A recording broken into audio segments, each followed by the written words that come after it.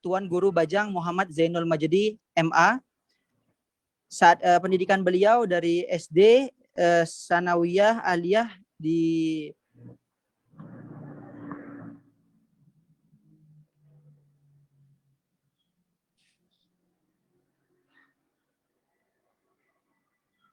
Ahad berada di Lombok, yaitu di S1 di Universitas Al-Azhar Kaim, melanjutkan S2 dan S3 di jurusan dan universitas yang sama. Kemudian beliau saat ini merupakan Ketua Organisasi Internasional Alumni Al-Azhar atau OIAA cabang Indonesia. Kemudian Ketua Umum Pengurus Besar Nahdlatul Wathon Diniyah Islamiyah. Beliau juga Gubernur NTB dari mulai periode 2008 sampai 2013 sampai 2013 dan dilanjutkan dengan periode 2013 sampai 2018. Jadi dari sini kita jarang sekali ya bisa bertemu dengan Tuan Guru, yang mana di dalam sosok beliau ini terkumpul seorang ulama dan juga seorang umaro. Sebelum kita masuk ke kajian ini, izinkan saya membacakan sebuah pantun. Nasi lemak, nasi kerabu, nasi balap, ayam pelalah. Terima kasih kehadiran Tuan Guru, sudi berbagi ilmu, menebar hikmah. Kepada Tuan Guru Bajang, waktu dan tempat kami aturkan. Terima kasih. Bismillahirrahmanirrahim. Assalamualaikum warahmatullahi wabarakatuh. Alhamdulillah, wassalatu wassalamu ala habibina Rasulillah wa ala alihi wa sahbihi wa man wala amma ba'du. Selamat sore dan salam sejahtera, kebaikan, keberkahan dari Allah Ta'ala kepada kita semua. Semoga kita sehat walafiat, dan untuk semua adik-adik para mahasiswa, mahasiswi Indonesia dan seluruh yang hadir, yang bersilaturahim di ruang virtual ini juga demikian ya. Mudah-mudahan semua sehat walafiat. Alhamdulillah ya, pertama tentu syukur kepada Allah Subhanahu wa taala. Pada sore hari ini saya dan kita semua bisa bersilaturahim. Fa uhayyikum tahiyatal Islam. Assalamualaikum warahmatullahi wabarakatuh. Saya senang ya bisa berjumpa secara virtual melalui silaturahim sore hari ini menjelang datangnya bulan suci Ramadan. Nah, saya yakin insya Allah pada malam nanti ya, karena sekarang hitungannya kan sudah 30 Sya'ban ya. Jadi harusnya mesti ya, setahu saya sekarang sudah 30 Sya'ban, maka mestinya itu nanti malam adalah malam pertama bulan suci Ramadan. Dan benar yang adik-adik dan teman-teman sahabat lakukan ya, sebaik-baik yang kita kita laksanakan menyambut bulan suci Ramadan, di antaranya adalah tadarus Ramadan ya. Tadarus tidak hanya berarti membaca Al-Quran, tetapi juga tadarus dalam makna yang umum, yaitu belajar ya. Belajar tentang Ramadan kita, belajar tentang hal-hal baik yang bisa kita pelajari, belajar tentang nilai-nilai mulia yang dapat kita ambil, dan terutama untuk adik-adik, para generasi milenial, para mahasiswa dan mahasiswi yang punya yang punya banyak sekali agenda ke depan. Jadi banyak tantangan dan banyak keadaan-keadaan dan dinamika yang harus disikapi berbasis atau bersandar kepada pengetahuan dan kefahaman. Jadi kalau kita masuk pada sesuatu dengan kefahaman, dengan kemengertian, itu jauh lebih baik ya, dibanding kita masuk kepada sesuatu dengan, katakanlah, dengan tidak tahu apa yang akan kita hadapi. Nah, seperti itu untuk masa depan ya. Jadi masuk pada masa depan dengan kemengertian itu tentu jauh lebih baik ya, dibanding kita tiba-tiba berada pada suatu masa yang kita nggak ngerti gitu. Nah demikian pula Ramadan kita ya, suatu bulan yang mulia ini kita songsong dengan pengetahuan. Adik-adik sekalian, ya saya ingin juga bertahniah ya kepada teman-teman PPI. Tadi saya baru gabung itu ketika ketua PPI baru selesai. Saya nggak tahu ketua PPI-nya siapa ya sekarang. Siapa ketua PPI-nya sekarang? Saya Ustaz, Haidar Mohalisi. Dulu kita pernah ketemu di Oh, EPI waktu itu. Haidar. Iya, ya, Haidar ketua PPI ya. Alhamdulillah. Haidar itu bahasa Arab artinya harimau singa itu.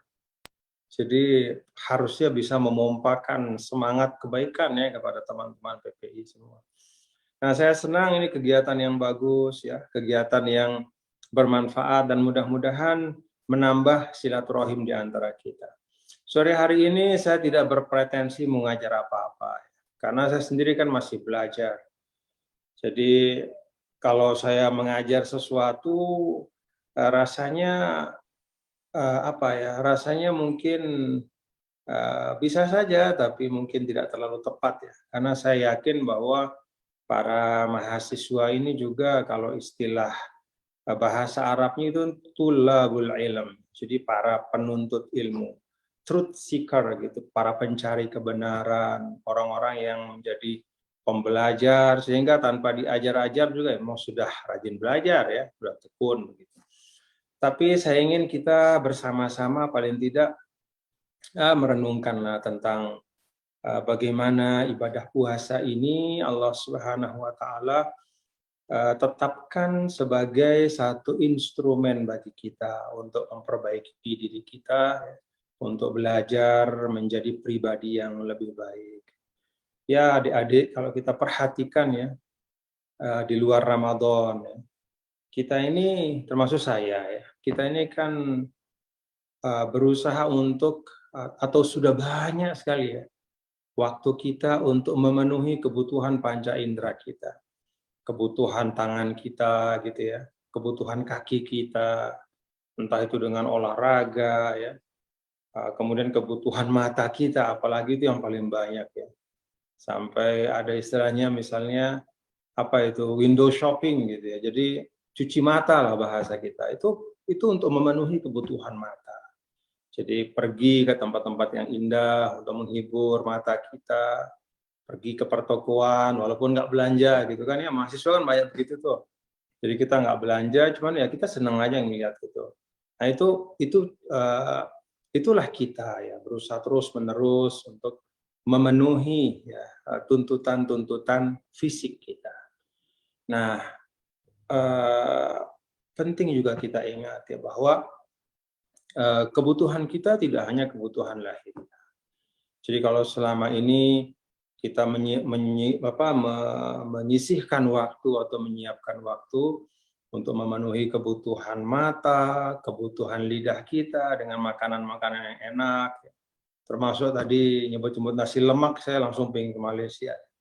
Nah, kalau seperti itu ya, kita meluangkan waktu demikian banyak, maka saya mengajak kita untuk sedikit kontemplatif ya, untuk sedikit merenung ya, bahwa sesungguhnya Ramadan ini adalah suatu kesempatan di mana kita mencoba memenuhi kebutuhan batin kita.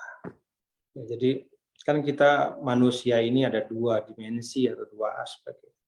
Kalau terlalu lahiriah kita, ya, kalau hanya aspek-aspek material yang kita penuhi, maka itu dalam bahasa Al-Quran man akhlada ilal ardi.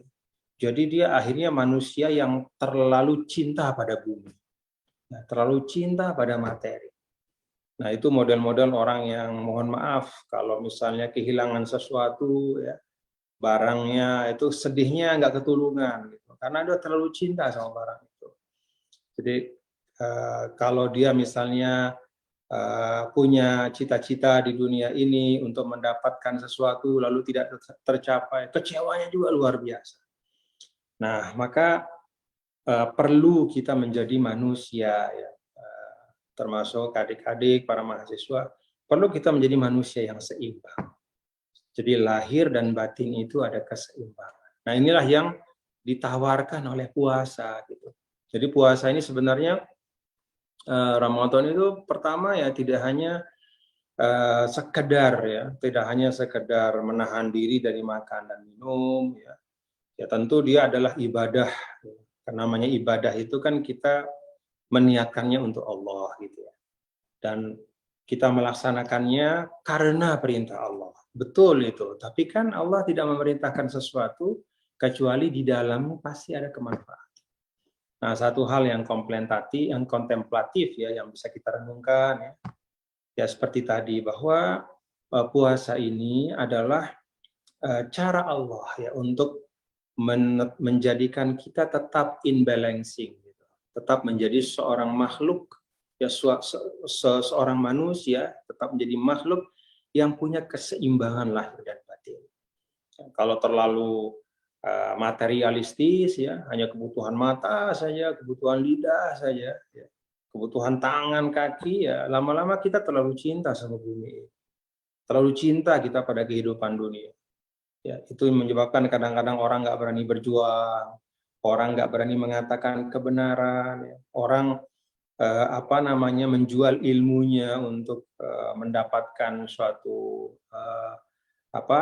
keistimewaan atau posisi status di dunia. Ilmunya mengatakan ini, dia lakukan ini. Atau misalnya ya seperti sebagian orang yang tidak peduli ya pengetahuannya misalnya tentang suatu hal yang sifatnya sains digunakan untuk membuat senjata pemusnah massal, dia nggak peduli ya, untuk mendapatkan suatu kehormatan.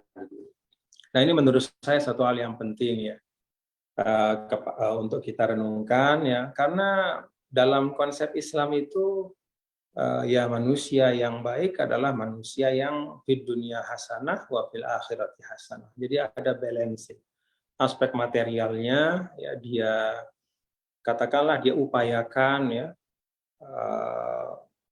entah itu berupa harta, berupa berupa segala macam lah ya, fasilitas atau apapun, ya dia berusaha juga untuk itu dalam konteks untuk bisa hidup dengan layak. Tapi pada saat yang sama dia tidak melupakan untuk mengkultivasi atau menyuburkan nilai-nilai mulia yang ada dalam dirinya.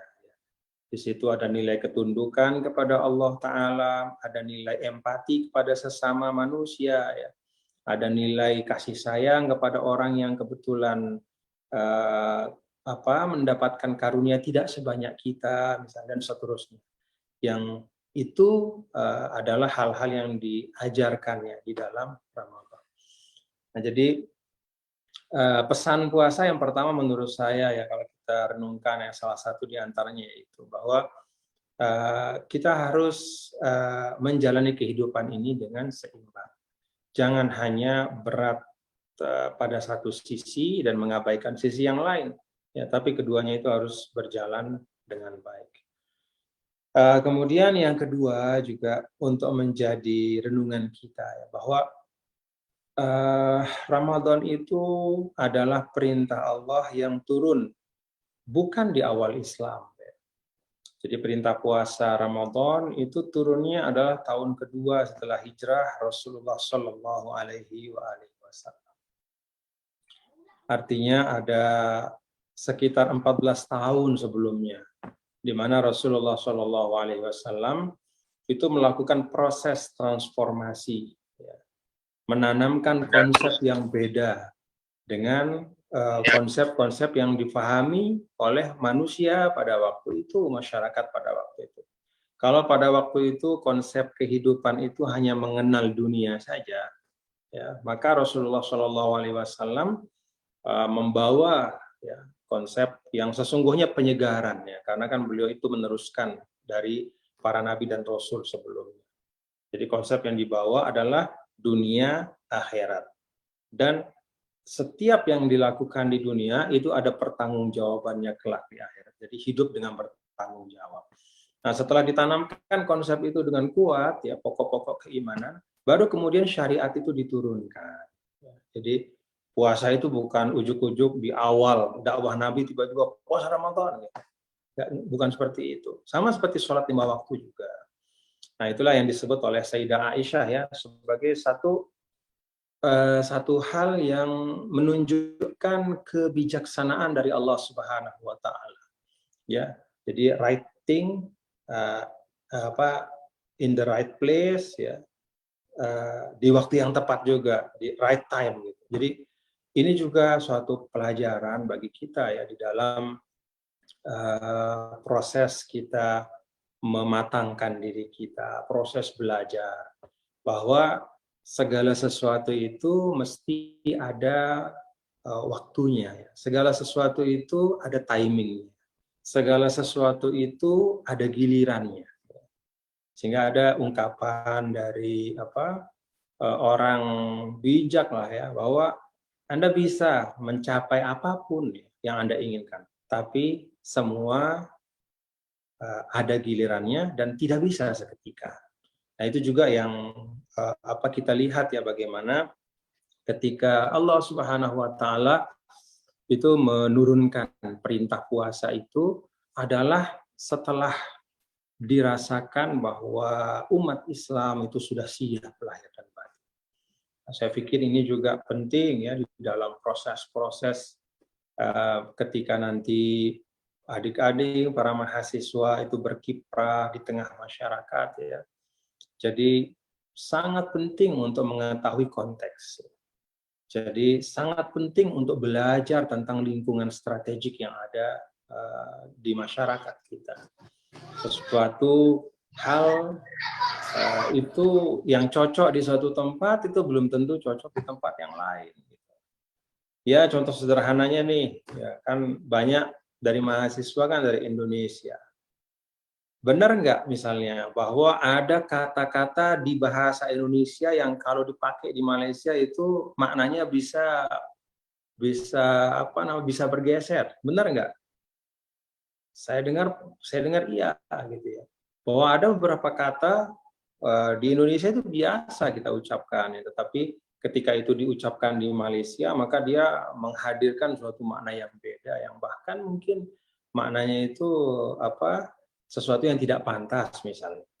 Nah, ini menunjukkan, ini mengajarkan kepada kita tentang kebijaksanaan. Nah, itu sebabnya ketika Allah bicara tentang kewajiban dakwah, yang didahulukan oleh Allah itu sebagai pakem dakwah itu kan bil hikmah. Jadi baru setelah itu wal mau'izatil hasanah wajadilhum. Jadi yang pertama itu dengan bijaksana. Nah, ini penting ya kepada kita semua ya untuk menempatkan segala sesuatu pada tempatnya. Nah, termasuk dalam konteks ini bagi adik-adik semua ya. Jadi kalau untuk adik-adik semua, your top priority ya, kewajiban prioritas Anda itu ya belajar dengan baik. Itulah top priority Anda yang harus ditunaikan saat ini. Gitu. Nanti hal-hal yang lain itu bisa menyusul pada masa-masa berikutnya. Nah, jadi diturunkannya kewajiban puasa ya, saat diturunkannya kewajiban ibadah puasa itu mengajarkan kepada kita pentingnya meletakkan sesuatu pada tempatnya ya, melakukan sesuatu pada waktunya dan merencanakan sesuatu dengan baik. Jadi the art of planning, seni di dalam merencanakan.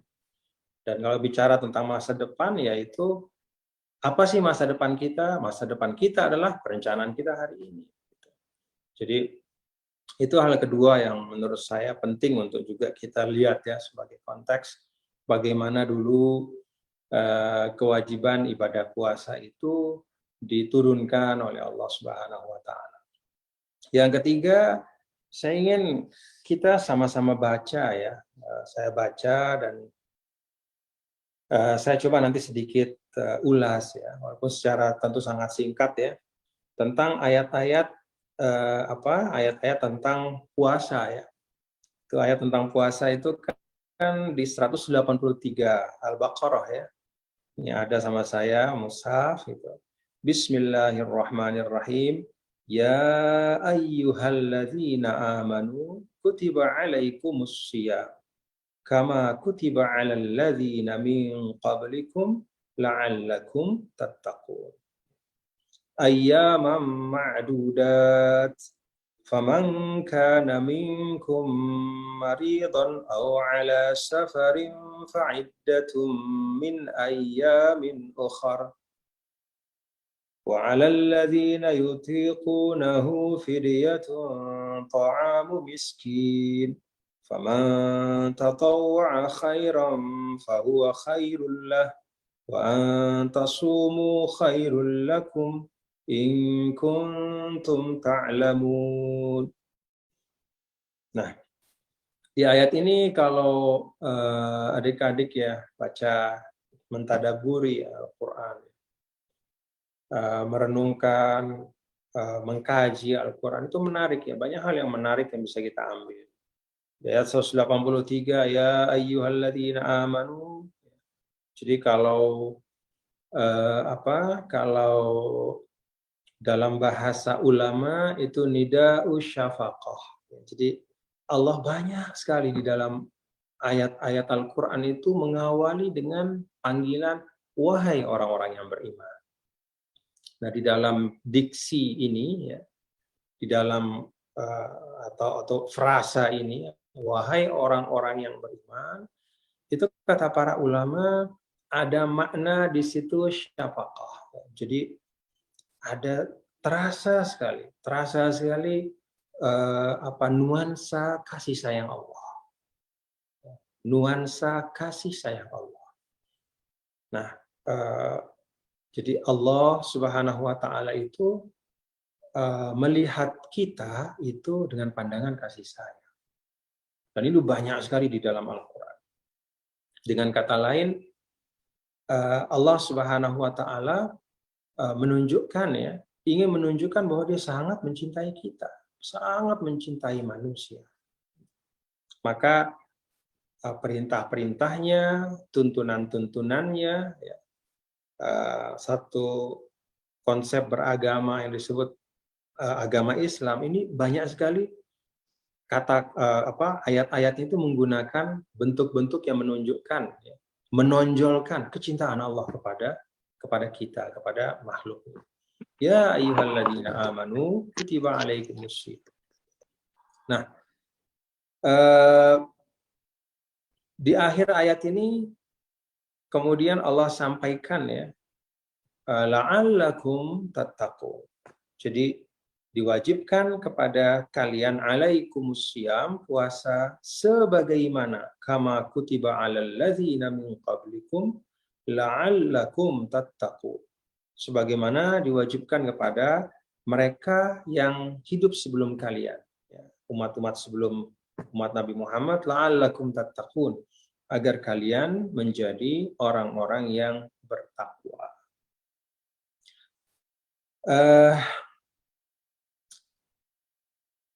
Dari ayat ini kita bisa belajar tentang narasi Al-Quran.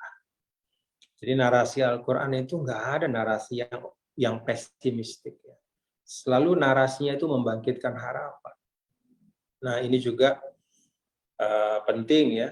Coba kita lihat, wahai orang-orang yang beriman, diwajibkan atas kalian puasa sebagaimana diwajibkan atas orang-orang sebelum kalian, agar kalian menjadi orang-orang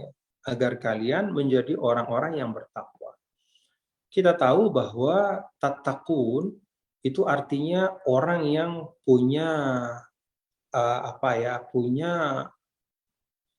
punya pertahanan dan ketahanan. Jadi orang yang terlindungi, orang yang selamat, orang yang berhasil, orang yang sukses. Itu takwa itu di situ. Jadi takwa itu tidak hanya aspek atau dimensi perintah dan larangan, tapi di situ juga dimensi kualitas manusia. Jadi manusia yang telah berhasil melindungi, memperisai, ya, membangun imunitas. Ya. Tentu bukan imunitas seperti vaksin ya, tapi imunitas yang lebih hakiki. Jadi dia bisa menjaga dirinya dengan baik ya dari hal-hal yang tidak perlu, dia bisa mengelola hawa nafsunya dengan baik sehingga mengarahkan kepada tujuan dan arah yang baik ya, dia bisa mengelola semua kehidupannya itu dengan baik, itu orang yang bertakwa. Kalau kita baca ayat ini ayat yang sangat optimistik ya. Ayat-ayat yang membangun harapan. Ya, jadi Allah tidak mengatakan hamba-hambaku puasa ya, kalau nggak puasa awas, nggak begitu. Ya, tapi coba dari awal, ya ayyuhalladzina amanu, dengan pilihan diksi yang membangun suatu keyakinan, ya, membuat kita merasa dihargai. Kemudian di situ Allah Subhanahu Wa Taala langsung sampaikan, ini bukan buat saya, gitu kira-kira. Ini bukan buat saya, kata Allah. La'allakum, ini semua buat kamu kalian. Buat kalian jadi orang-orang yang berkualitas, gitu. Buat kalian menjadi orang-orang yang memiliki proteksi, bukan untuk siapa-siapa, juga untuk diri kalian. Ya, kan karena takwa itu kan dari wikoyah. Wikoyah itu kan perisai. Jadi orang yang bertakwa itu orang yang punya kualitas untuk membangun perisai bagi dirinya, ya, sehingga dia tidak mensia-siakan sumber daya pada hal-hal yang tidak penting. Waktunya dia gunakan dengan baik. Kalau dia punya harta, dia juga bisa menggunakan itu ya kepada hal-hal yang baik. Dan dia bisa memanajemen dirinya dengan baik. Itu orang yang bertakwa. Nah, di sini narasinya sangat optimistik. Ini juga penting bagi kita ya, bagaimana Allah Subhanahu Wa Taala itu mengajar kita berbicara dan bercakap-cakap. Kan Al-Quran itu kan kalam, ya. Al-Quran itu kalamullah, ya. Sesuatu yang lahir, ya, yang muncul dari Allah Subhanahu Wa Taala, kalam, yaitu firman-firmannya, ya. Ayat-ayatnya. Ya, bahasa kita, bagaimana Allah bercakap-cakaplah kepada manusia. Nah, ini lihat bagaimana Allah mengajar kita bercakap-cakap. Jadi Allah bercakap-cakap itu tidak dengan tidak dengan pilihan diksi yang menghakimi, tidak dengan pilihan diksi yang memojokkan, tidak dengan pilihan diksi yang mematikan semangat, enggak. Tapi justru yab'atsu 'alal amal. Jadi pilihan kata yang dipakai oleh Allah Subhanahu Wa Taala di dalam Al-Quran itu adalah pilihan-pilihan kata yang di dalamnya penuh dengan energi yang membangkitkan semangat. Nah, saya pikir ini juga hal yang ketiga yang bisa kita ambil ya sebagai renungan, sebagai pelajaran ya di dalam kita mengembangkan verbal intelijensia kita.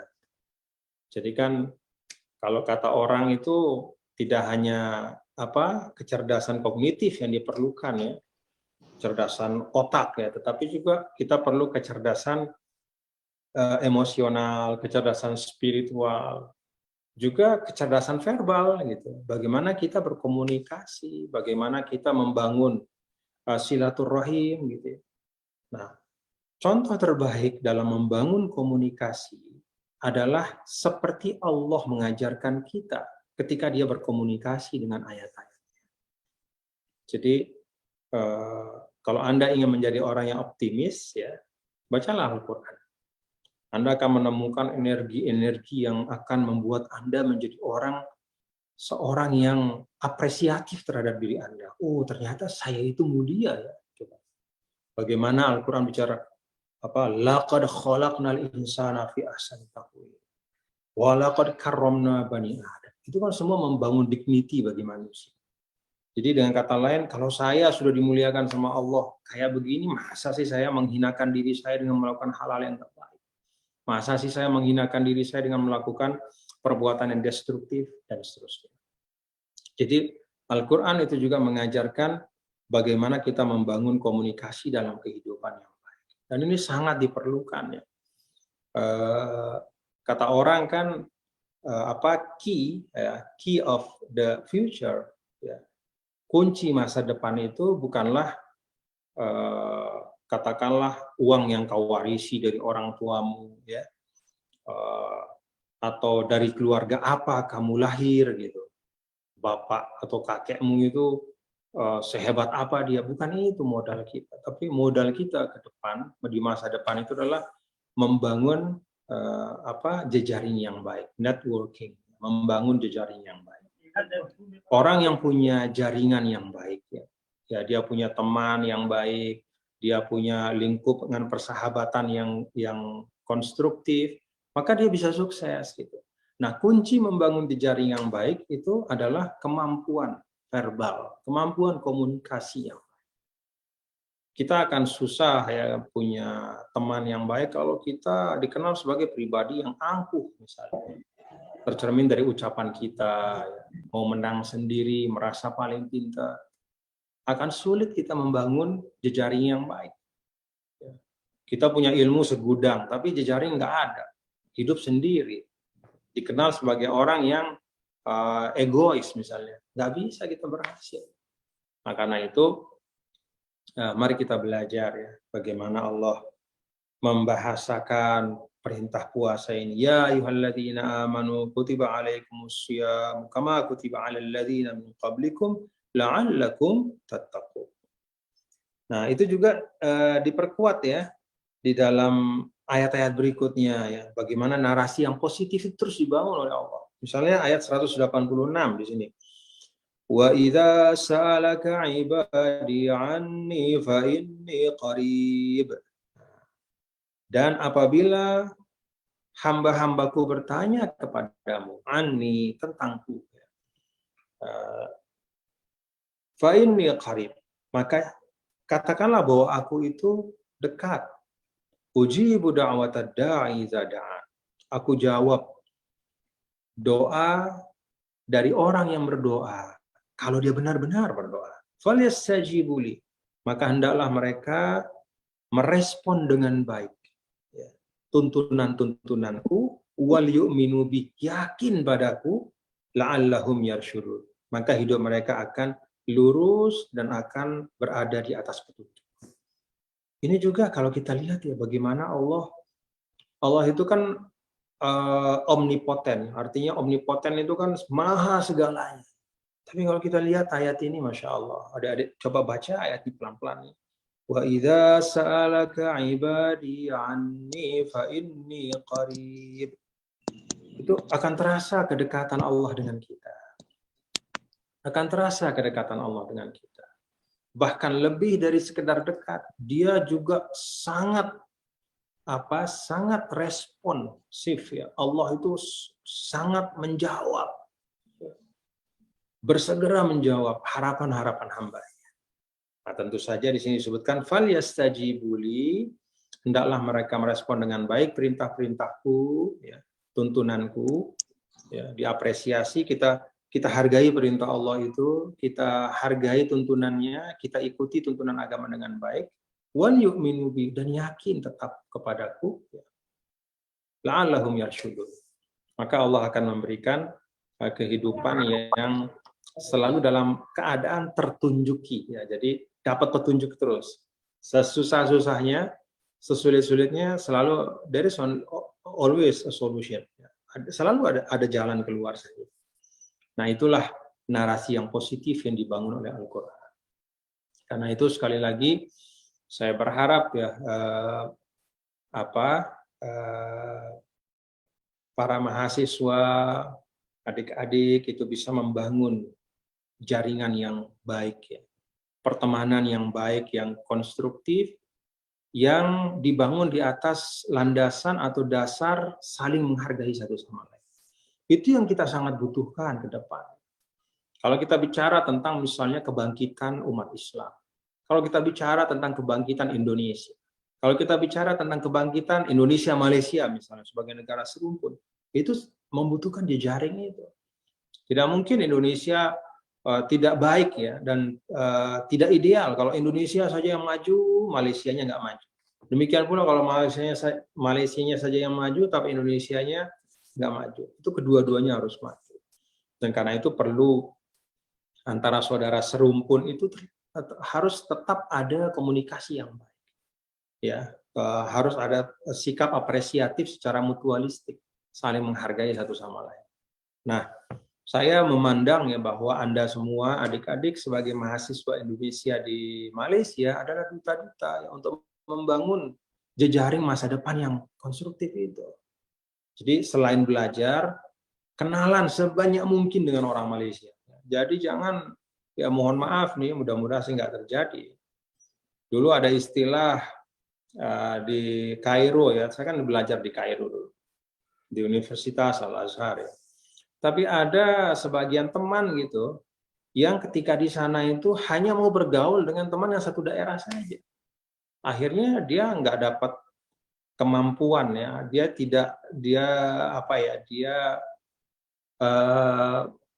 tidak mampu mengambil satu potensi di sana. Misalnya potensi bagaimana memahami Arab, masyarakat Arab itu kayak apa, bagaimana belajar ya bahasa, bagaimana belajar kebudayaan, bagaimana membangun jejaring gitu. Itu dia tidak lakukan. Jadi tinggal sama teman yang satu asalnya, lalu bergaulnya itu saja, nggak mau bergaul dengan orang Mesir. Jadi akhirnya apa, begitu pulang bukannya makin pintar bahasa Arab, ya malah makin pintar bahasa daerahnya gitu. Lah, kan sayang ya. Masa jauh-jauh ke luar negeri terus pulang itu jadinya malah makin pintar bahasa daerah. Nah, itu satu ilustrasi lah ya. Itu ada terjadi walaupun nggak banyak. Saya berharap teman-teman mahasiswa Indonesia yang ada di Kuala Lumpur, yang ada di Malaysia itu melihat keberadaan Anda semua ini sebagai suatu bagian dari rangkaian hubungan Indonesia dan Malaysia yang luas, rangkaian dari masyarakat Nusantara, rangkaian dari peradaban Islam yang terus berkembang di tanah Nusantara. Jangan lupa ya, ini sekadar pengingat kepada kita semua ya. Dulu bahkan, kan kalau kita sebagai bangsa Indonesia ya, dari mana sih lahir kata Indonesia itu? Kan dulu namanya Hindia Belanda ya. Lalu kemudian berkembang ada ada studi-studi tentang kawasan ya, tentang kawasan di Nusantara ini. Lalu kemudian keluarlah nama, dulu sempat keluar nama Melanesia. Kenapa Melanesia? Itu karena menggunakan ukuran atau pijakan bahasa Melayu sebagai bahasa yang digunakan oleh masyarakat, ya, bahasa perdagangan, bahasa politik yang digunakan oleh masyarakat di Nusantara. Baru kemudian dirasa agak kurang pas, baru kemudian disepakati atau lebih dikenal kemudian nama Indonesia, yang lalu kemudian disepakati sebagai nama negara kita, bangsa kita, bangsa Indonesia. Tapi artinya apa? Peran dari Melayu ya, tidak hanya sebagai bahasa tuturan, tapi juga bahasa budaya, bahasa peradaban itu sangat besar. Dan bukti yang paling nyata adalah kita bangsa Indonesia kan memilih bahasa Melayu ya sebagai bahasa Indonesia. Bahasa Indonesia itu kan akarnya bahasa Melayu. Padahal kalau dilihat dari jumlah penutur ya, artinya yang ngomong, harusnya bahasa Jawa jadi bahasa nasional kita. Karena jumlah orang yang menggunakan bahasa Jawa saat itu jauh lebih banyak dibanding orang yang menggunakan bahasa Melayu. Tapi karena di dalam bahasa Melayu itu ada konteks kesejarahan, ada konteks budaya, ada konteks peradaban yang kebetulan sudah dikenal ya, maka kemudian dia menjadi bahasa nasional. Yang ingin saya katakan adalah hubungan antara Indonesia dan Malaysia itu jauh lebih dalam dari hanya sekedar negara yang bertetangga. Ini tetangga, saling hormat, bukan hanya itu. Tapi ini kedua tetangga yang punya titik-titik perjumpaan yang sangat banyak. Ya, baik dari sisi bahasa, dari sisi agama, dari sisi budaya, dari sisi peradaban, ya, dari sisi sosial, dari sisi kemasyarakatan, ya, dari sisi sastra, dan banyak lagi. Nah, sesuatu yang punya hubungan, kalau tidak dijaga, dia bisa putus. Jadi jangan menganggap bahwa wah, hubungan Indonesia-Malaysia itu sampai hari kiamat pasti akan bagus. Enggak, belum tentu. Kecuali kalau kita berusaha. Segala sesuatu, nikmat di dunia, ya, yang tercipta dari kerja bersama itu harus dirawat oleh semua pihak. Nah, karena itu saya berharap bagian dari yang juga bisa kita kita ambil ya, hikmahnya dari ayat-ayat yang berbicara tentang puasa adalah pentingnya ya kecerdasan verbal, berkomunikasi ya, untuk membangun suatu suatu rasa saling menghargai ya, bahkan untuk membangun satu loyalitas ya. Jadi Allah Subhanahu wa taala di dalam Al-Qur'an itu menggunakan bahasa-bahasa yang sangat cerdas untuk membangun, juga untuk membangun keikatan kita kepadanya. Jadi kita kita merasa terdorong untuk melaksanakan perintah-perintah Allah karena bahasa-bahasa yang digunakan oleh Al-Qur'an itu bahasa-bahasa yang sangat menarik ya, sangat menghargai manusia. Nah, ini termasuk yang bisa kita ambil sebagai katakanlah hikmah. Walhasil adik-adik para mahasiswa ya, ini 3 hal ini ilustrasi saja sebenarnya dari banyak hal yang bisa kita ambil dari Ramadan kita ini, bagaimana Ramadan membangun jiwa yang seimbang ya, balancing our life, kita menyeimbangkan kehidupan kita sehingga kehidupan ini bisa kita sikapi dengan proporsional. Ya, bagaimana juga Ramadan itu mengajarkan kita tentang strategi menyusun agenda-agenda kehidupan kita. Segala sesuatu itu ada tempatnya, ada waktunya ya. Tidak semua dilakukan pada hal yang sama, pada waktu yang sama begitu ya. Tapi ada planningnya, ada perencanaan yang baik. Ya. Nah, kemudian juga ayat-ayat tentang puasa ini mengajarkan banyak hal, salah satu diantaranya bagaimana membangun komunikasi yang baik, ya, menciptakan narasi-narasi yang optimistik dan jauh dari katakanlah model komunikasi yang menghakimi, yang memojokkan, apalagi kemudian yang menistakan orang lain. Allah saja tidak pernah berlaku seperti itu kepada hamba-Nya, selalu dengan apresiatif. Nah, ini 3 ilustrasi dari 3 hal ya yang bisa menjadi bahan untuk kita terus-menerus selama hari-hari dalam ibadah puasa ini untuk belajar tentang Ramadan kita. Mudah-mudahan apa yang saya sampaikan ada manfaatnya dan kita bisa lanjutkan dalam diskusi. Terima kasih. Assalamualaikum warahmatullahi wabarakatuh.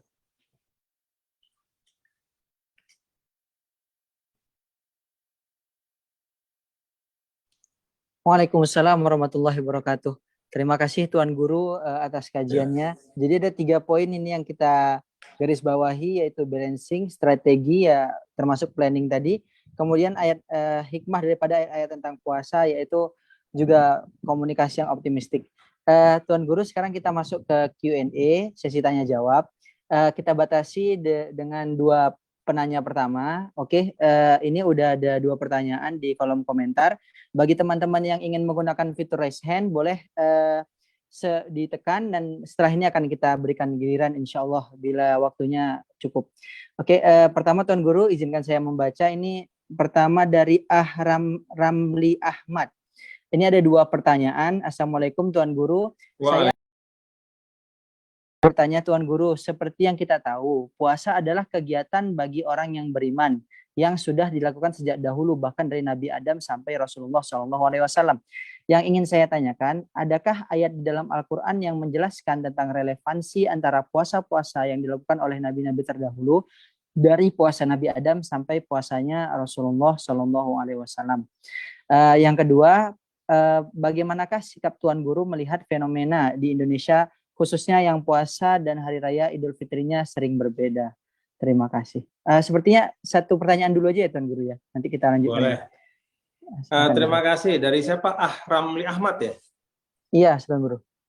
Ya, Ramli Ahmad, terima kasih. Yang pertama, relevansi puasa-puasa dari para nabi dan umat-umat terdahulu. Ya, intinya tadi sudah kita baca bersama ya. Di situ ada kata di dalam 183 ayat 183 Al-Baqarah, kama kutiba. Jadi ini bukan kalian sendiri gitu kira-kira, tapi ini juga sebelumnya itu sudah diperintahkan dan dilakukan oleh para nabi dan umat-umat mereka sebelumnya.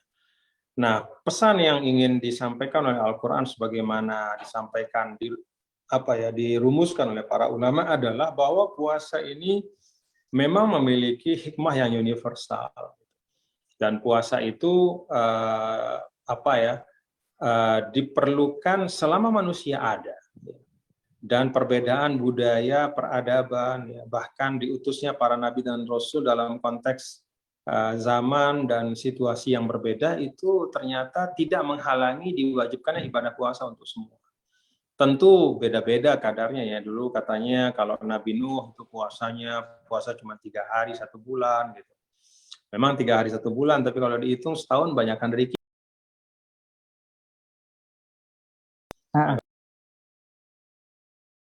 Intinya adalah setiap masa itu tetap diwajibkan puasa. Setiap Nabi dan Rasul tetap diwajibkan puasa, menunjukkan bahwa memang pesan dari puasa ini penting untuk semua manusia di dalam setiap generasi. Penting bagi kita, penting bagi anak kita, ya penting selamanya gitu. Karena memang sekali lagi dia membangun satu keseimbangan ya bagi kita, dan itu perlu ya. Kalau kita nggak seimbang dalam kehidupan ini, pasti dampaknya tidak baik gitu. Kemudian tentang perbedaan mulai puasa itu sebenarnya perbedaan teknis saja, ya. Perbedaan terutama di dalam hal menetapkan awal puasa, menetapkan awal Ramadan ya. Ya semua sepakat bahwa yang namanya ibadah puasa itu kan acuannya kan bulan Komariah, ya.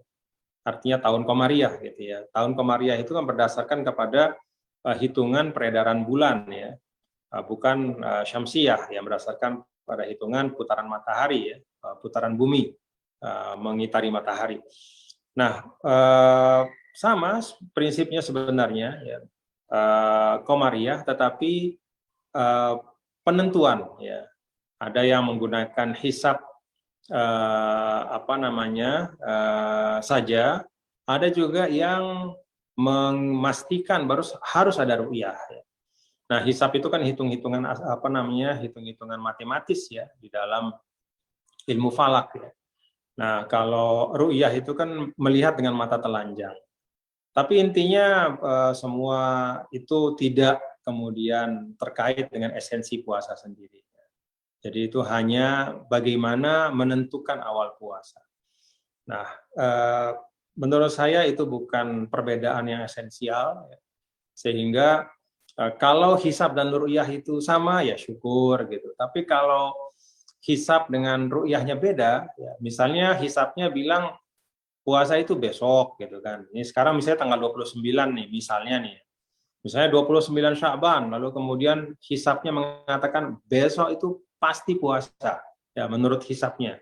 Tapi ketika di ru'yah sore ini tanggal 29 Sya'ban misalnya, tiba-tiba karena satu dan lain hal itu bulannya nggak kelihatan. Misalnya karena mendung. Nah, ada kaidah yang diambil kalau misalnya mendung, maka cukupkanlah 30 gitu. Bulan Sya'ban. Berarti besoknya belum puasa tapi masih 30 Sya'ban. Nah, yang berpegang pada hitungan dia mengatakan tetap dia puasa besok gitu. Ya anggap besok itu 1 Ramadan. Tapi kalau yang cuman berpegang pada ru'yah dia mengatakan oh enggak, kalau nggak bisa ngelihat bulan, kita kan disuruh menyempurnakan 30. Berarti besok belum 1 Ramadan, tapi masih 30 Sya'ban. Tapi seringkali ya, awalnya beda, tapi nanti di 1 Syawalnya sama, lebarannya juga sama. Gitu. Jadi tidak jadi masalah. Ya. Jadi itu bukan suatu yang esensial dan berada pada ruang perbedaan yang dimungkinkan. Wallahu a'lam bishawab. Terima kasih, Ramli. Oke, terima kasih Tuan Guru. Selanjutnya ini udah ada 3 penanya lagi. Kita batasi 4 dulu ya. Nah, dan ini sepertinya udah pas dengan timingnya. Jadi untuk selanjutnya pertanyaan dari saudari Rafida Fauziah. Assalamualaikum Ustadz, izin bertanya. Kita tidak bisa mengelak bahwa untuk mendapatkan kenikmatan berkomunikasi dengan Allah Subhanahu wa taala di zaman sekarang bukan perkara yang mudah. Terutama dengan adanya suguhan platform media yang beragam. Bagaimana tips agar kita bisa mendapatkan kualitas kenikmatan dalam berkomunikasi dengan Allah melalui Quran di bulan Ramadan? Sebagaimana indahnya Allah berkomunikasi dengan kita di tengah distraction sosial media yang beragam. Ya, jadi begini, Dek ya. Kalau saya sih melihat sosial media ini seperti pisau ya. Dia itu netral secara secara dasar itu netral. Dalam arti dia itu kan platform. Ini namanya platform kan kita bisa isi macam-macam. Dia itu seperti wadah, mau diisi air zam-zam atau mau diisi racun baygon kan bisa saja. Nah, karena itu saya tidak melihat bahwa platform media sosial itu ya, ansih ya, itu adalah sesuatu yang bisa menghalangi dari mendekatkan diri kepada Allah. Justru kalau kita dengan sadar ya, nah ini kita bicara tentang bagaimana kita planning tadi. Artinya kalau kita memang mau bermedia sosial, lalu dengan sadar kita pilih konten-konten yang bisa kita akses, itulah konten-konten yang positif, menurut saya itu justru akan membantu kita untuk membangun kedekatan dengan Allah. Jadi kalau kan sekarang kita bisa filter kan, kita bisa pilih kan, buat preferensi dari searching kita kan nanti keluar tuh apa-apa yang kita mau gitu. Jadi menurut saya inilah kita kalau kita bicara tentang membangun kepribadian, ternyata menurut saya kita bukannya tidak bisa mengendalikan, tapi kita nggak mau mengendalikan.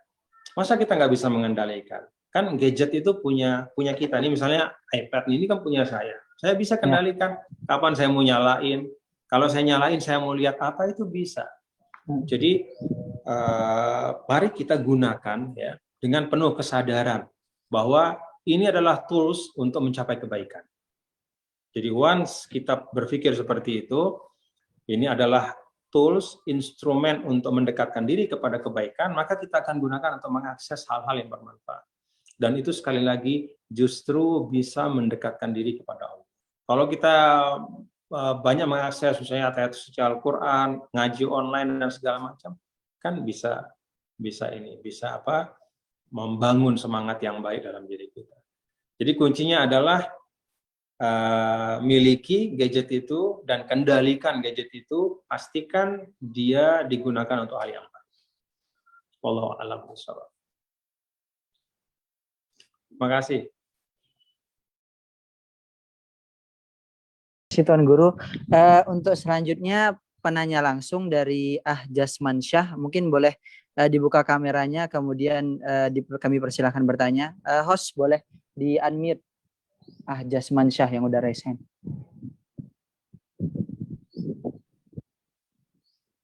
Assalamualaikum Jasman Syah.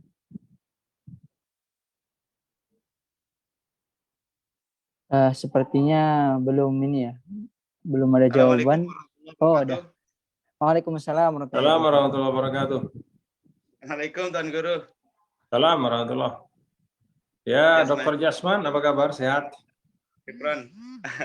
Alhamdulillah bisa mendengar kajian sore hari ini menjelang Ramadan, sangat inspiratif, sangat membantu kita untuk memulai hari-hari Ramadan, insya Allah besok.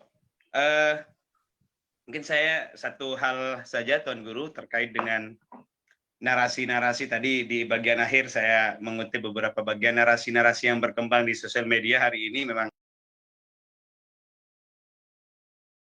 mau dikomentar kadang-kadang nyesek gitu ya, apalagi kalau narasi-narasi yang sifatnya mendiskreditkan, narasi yang sifatnya saling menjatuhkan. Tapi kalau misalnya kita tidak komentari, juga khawatir akan terus-terusan orang itu untuk menyebarkan narasi-narasi yang negatif. Sehingga mau tidak mau, sebagai orang yang ingin meluruskan orang lain melalui sosial media, kita mengkomentari. Tapi semakin kita komentari, narasi-narasinya bukannya semakin baik, malah kita ditekan, malah kita diberikan cap-cap negatif. Padahal niat kita adalah, ayo kita bangun komunikasi, ayo kita bersosial media dengan baik. Nah, sebagai netizen, karena kalau kita ingin nutup diri dari dunia maya juga memang dunianya hari ini agak sulit. Nah, mungkin ada tip-tip tertentu atau hal-hal yang sesuai dengan nilai-nilai Al-Quran hadis dari ajaran Islam Tuan Guru yang bisa membekali kita nih sebagai netizen yang menggunakan sosial media hampir setiap hari, supaya kita bisa bersosial media dan sehat, tapi juga membantu orang-orang yang bernarasi-narasi negatif, apalagi nanti bulan Ramadan, sehingga mereka bisa kembali ke jalan yang benar, dan kita yang menasihati juga tidak kemudian dibully balik gitu dengan apa yang kita lakukan. Apakah kalau misalnya kita melawan ketika dia bully kita, kemudian kita juga berargumentasi dengan argumentasi kita, ini dosa nggak buat kita yang niat kita memang untuk meluruskan dia itu sebetulnya, tapi malah niat baik kita malah justru karena mungkin beda pemahaman, beda keyakinan, atau bukan beda keyakinan, beda pandangan lain, sehingga kita yang niatnya positif malah dianggap tidak baik gitu. Sehingga ini mohon pencerahan Tuan Guru sebagai katakanlah kader juga dan juga sebagai penggiat di sosial media. Terima kasih Tuan Guru. Assalamualaikum warahmatullahi wabarakatuh. Saya jawab langsung. Sebenarnya bukan jawaban ya, karena ini sebenarnya kita semua tahu semua lah. Pertama, jangan berpretensi menjadikan sosial media itu sebagai media klarifikasi kebenaran. Ya, karena banyak orang bersosial media memang bukan untuk mencari kebenaran, gitu, tapi dia menyampaikan apa yang dia mau gitu. Jadi jangan berpretensi itu, karena kalau kita berpretensi atau meyakini ya bahwa media sosial itu adalah media untuk mengklarifikasi kebenaran, maka kita bisa kecewa ya ketika kemudian ternyata apa yang kita harapkan itu tidak terwujud. Jadi ya media sosial, media yang bagus, tempat kita belajar, kita menyampaikan pandangan dengan bertanggung jawab, dan menjauhi sikap-sikap yang menghakimi orang lain. Kemudian yang kedua, pujian dan cacian ya, atau saya sering sampaikan bahwa kita tidak mempertanggungjawabkan apa yang orang omongkan. Yang kita pertanggungjawabkan itu omongan kita. Kita tidak mempertanggungjawabkan perilaku siapapun kelak di akhirat. Yang kita pertanggungjawabkan itu perilaku kita. Jadi kita harus memastikan ya bahwa ucapan dan perilaku kita itu sesuatu yang bisa kita pertanggungjawabkan. Itu yang paling esensial ya. Jadi jangan istilahnya ikut sama gendang orang gitu. Misalnya kalau orang ngumpat, kita ikut ngumpat. Oh kan dia ngumpat ya, kita balas sedikit-dikit. Ngapain coba? Nah, jadi jangan sampai kekurang adaban dari siapapun itu membuat kita menjadi orang yang juga kurang adab. Nah, tentang meluruskan. Menurut saya memang tugas dari kita ya ketika mengetahui yang benar itu kita sampaikan. Tapi dengan bahasa yang baik dan dengan tepat. Tidak hanya benar tapi juga tepat. Ada yang benar tapi enggak. Kalau kita tahu bahwa pretensinya adalah pretensi untuk menebar rusuh di medsos, ya setiap kali kita respon pasti makin rusuh gitu ya, nggak usah ditanggapin. Tapi kalau memang kita mempunyai insting ya, wah ini orang kayaknya kurang informasi nih, dia rupanya hanya mendapat informasi dari satu pihak, lalu kita sodorkan informasi penyeimbangnya, itu bagus gitu.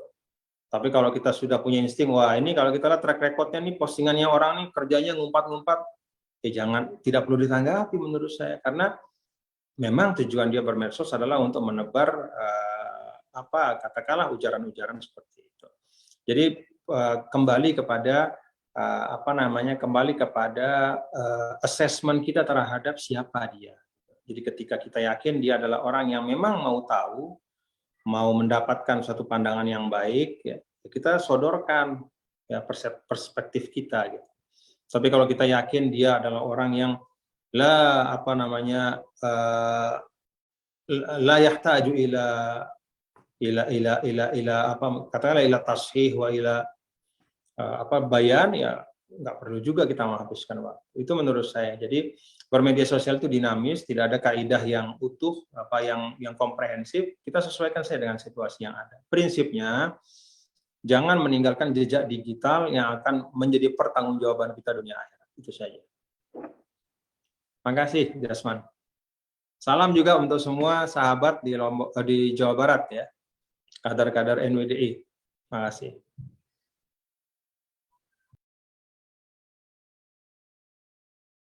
Terima kasih Tuan Guru. Ini Ya.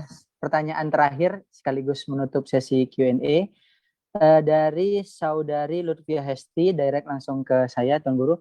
Assalamualaikum Ustadz. Assalamualaikum.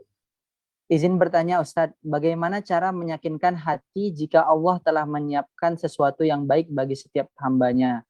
Apakah salah jika kita seringkali khawatir tentang masa depan, dan mohon tipsnya Ustadz. Syukron Ustadz. Dipersilakan Tuan Guru. Di antara yang banyak diungkap dalam Al-Quran itu adalah la khaufun alaihim wa lahum yahzanun. Orang-orang beriman itu tidak ada rasa takut dan khawatir, tidak ada rasa takut dan sedih. Itu berulang-ulang disampaikan. Kenapa itu berulang-ulang disampaikan? Karena memang salah satu isu besar bagi manusia itu adalah keresahan, kekhawatiran, dan kesedihan. Biasanya kalau orang disebut takut, itu takut kepada sesuatu yang akan datang.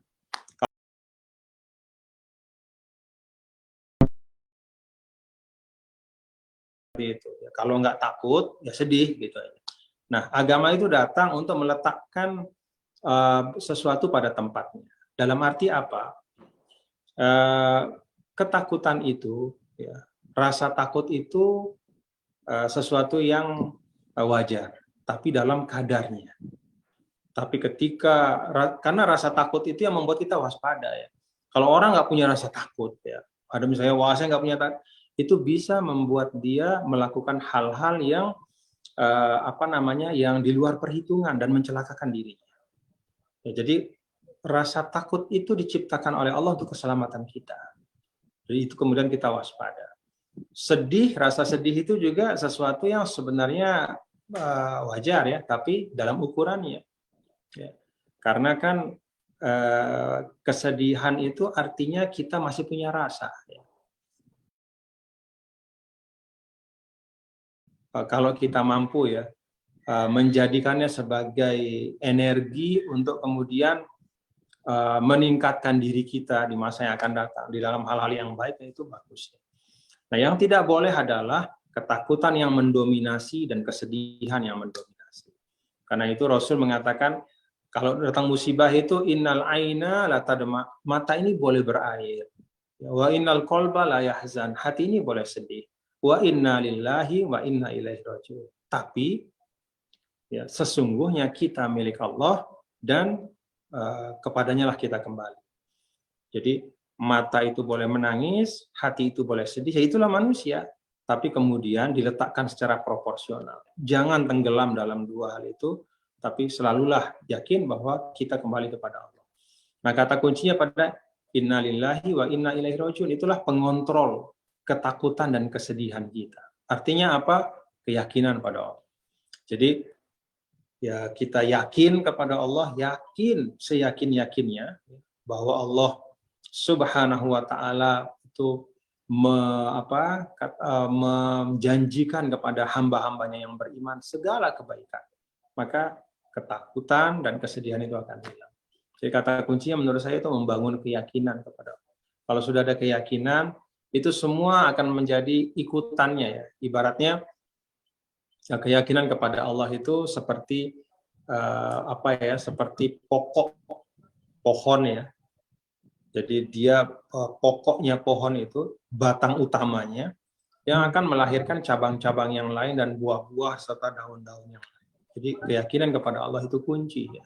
Jadi Rasulullah SAW ketika sujud itu yang sering beliau sampaikan, Allahumma ya muqallibal qulub sabit qalbi ala din. Ya Allah yang maha membolak-balik hati, kokohkan hatiku, keyakinanku pada agama. Nah ini Nabi berdoa seperti itu. Itu menunjukkan pentingnya kita untuk terus memupuk keyakinan. Allahu a'lam. Terima kasih Tuan Guru, begitu banyak ilmu dan hikmah yang kita dapat pada hari ini. Selanjutnya Tuan Guru, kami meminta kesediaan Tuan Guru untuk membacakan doa dan kemudian nanti akan dilanjutkan dengan sesi penyerahan sertifikat.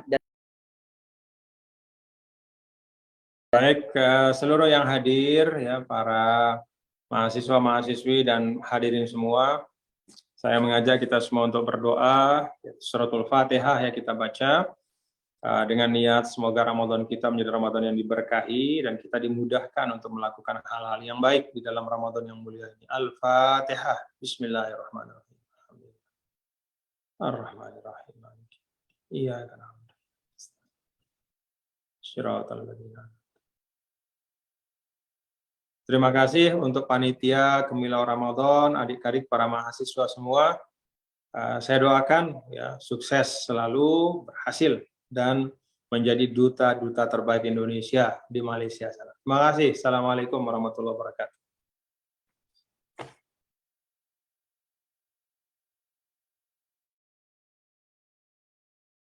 Warahmatullahi wabarakatuh. Untuk selanjutnya adalah sesi penyerahan sertifikat yang akan diserahkan oleh Ketua PPI Malaysia kepada saudara